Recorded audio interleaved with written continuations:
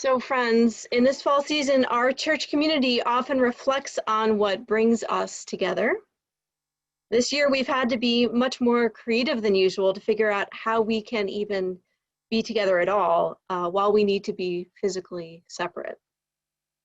I've been so impressed by the ideas that folks have come up with since mid-March when all of this started. Members are making phone calls and writing cards and dropping off supplies for one another as needed. Melissa has gathered and distributed electronic devices and led bingo games and a grief group. Joyce has become a master of Zoom games with our youth and is leading Walden walks, both in person and online, and adult enrichment and Bible study.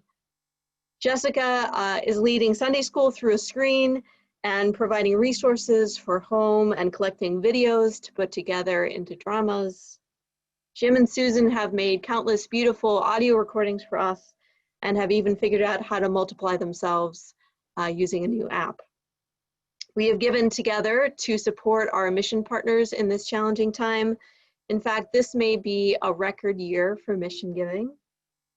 And folks of all ages have learned new technical skills. Last weekend, some of us even saw each other in person at an apple orchard or at a reverse parade. In our scriptures today, we hear from the Apostle Paul. Paul is another person who has to be creative when connecting with others. For one thing, Paul is always traveling, and he doesn't have access to phone or email or video calls for long distance communication. But even more than this, Paul is often in prison. During the writing of this letter, he's in one of at least 3 imprisonments that happened over the course of his life, maybe as many as 7 or 8. So Paul is physically prevented from being with the people that he wants to see, including the Christian community that he founded at Philippi. Now, Paul seems to especially treasure this community at Philippi. It is indeed a great accomplishment that he managed to establish the first Christian community in Europe, and one made up almost entirely of Gentiles. Apparently, this community returns Paul's great affection.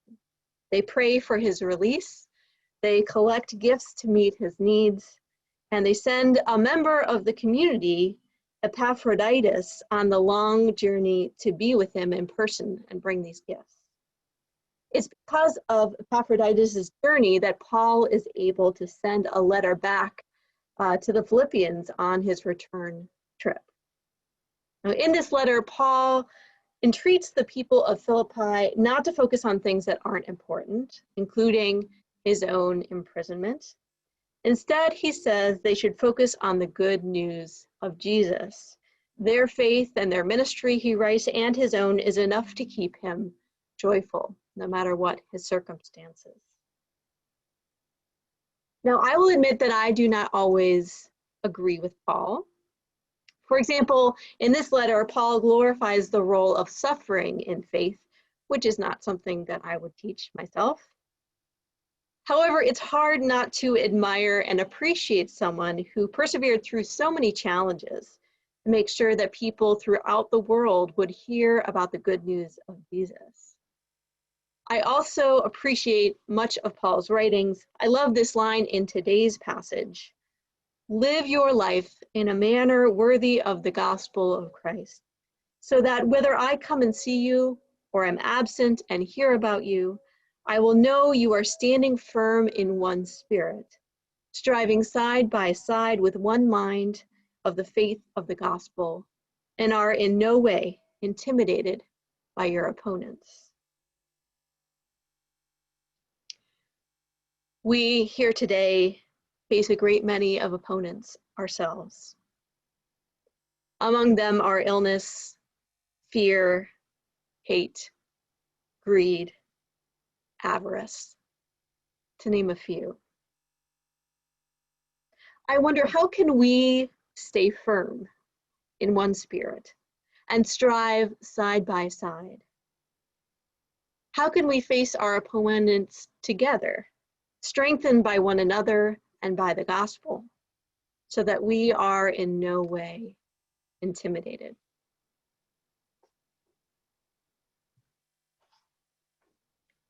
This past summer, we tried another experiment in togetherness that I haven't mentioned yet. 7 brave and generous souls took on leadership of small groups that gathered on Zoom to connect with one another and share the burdens and joys of this time. Altogether, 43 people in our community were part of this experiment. Now, like all experiments, there was a lot to learn from this one, and there also was a lot gained. And I spoke briefly this week with a few of the participants. Let's hear what they had to say about it.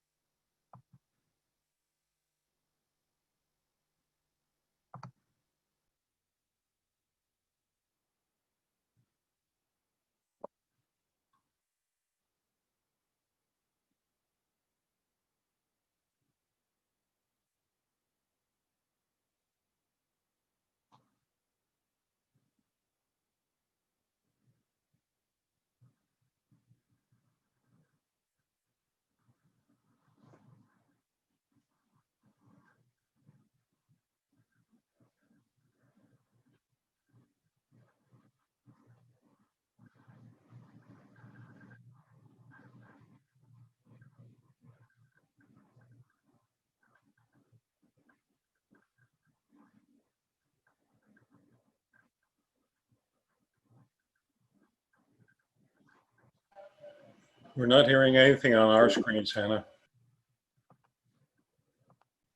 Thanks, Tom. Let's try again.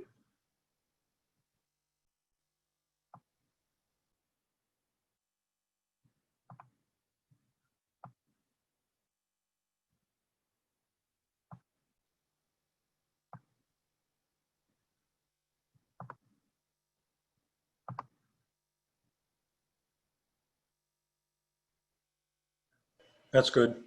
Well, I was starting to feel a little isolated and wanting to connect more with the church community, and also looking forward to maybe getting to know folks that I hadn't hung out with much before a little bit better.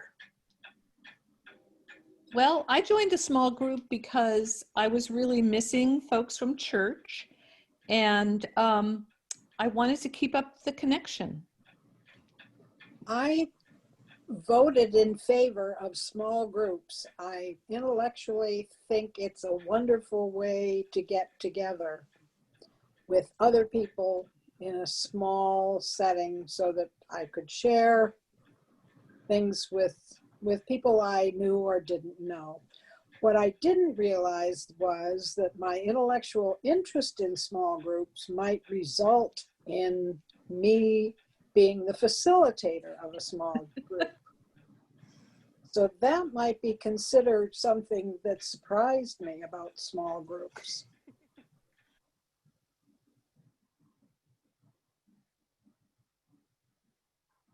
Well, what surprised me, I think, was how well it worked.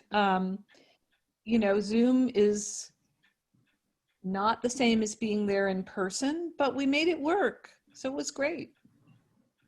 I think what I was most appreciative of is that folks, I learned some details of people's lives that were really quite amazing and touching, and everybody has a unique or interesting story to tell, and so some of those stories came out, and it was really heartwarming. Mm.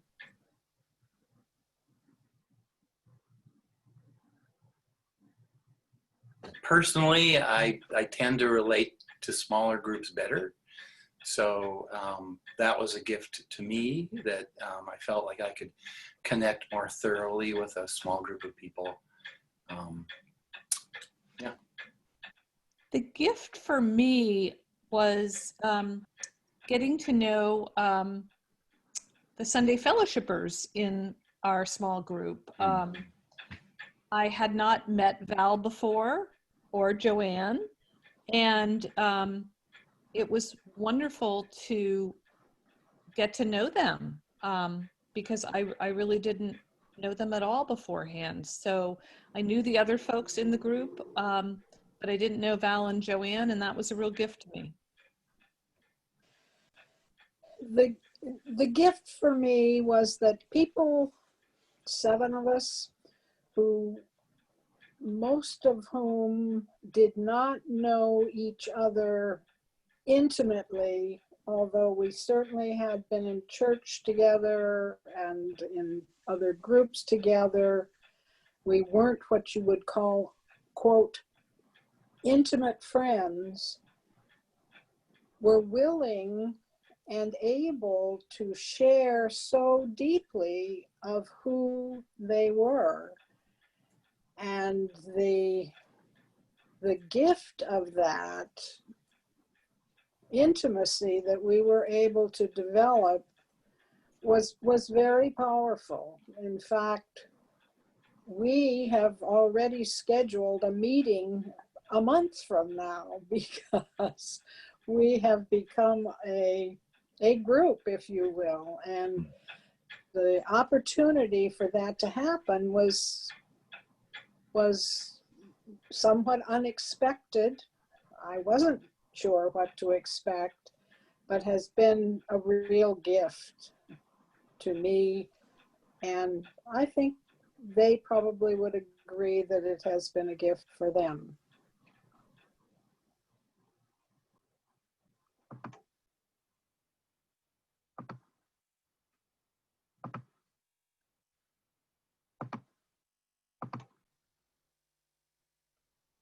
Thank you to Andrew and Kathy and Anne for sharing their experiences.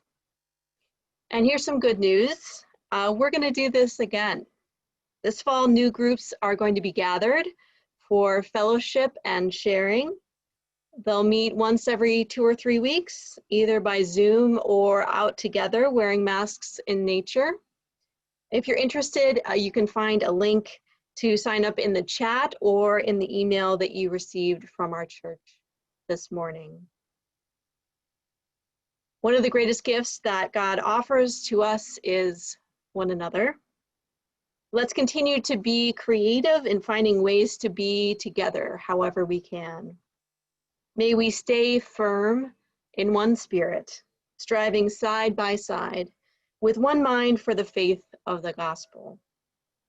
May we be in no way intimidated by our opponents, but strengthened to withstand the challenges of this time and empowered for the callings that God places on our lives. Amen.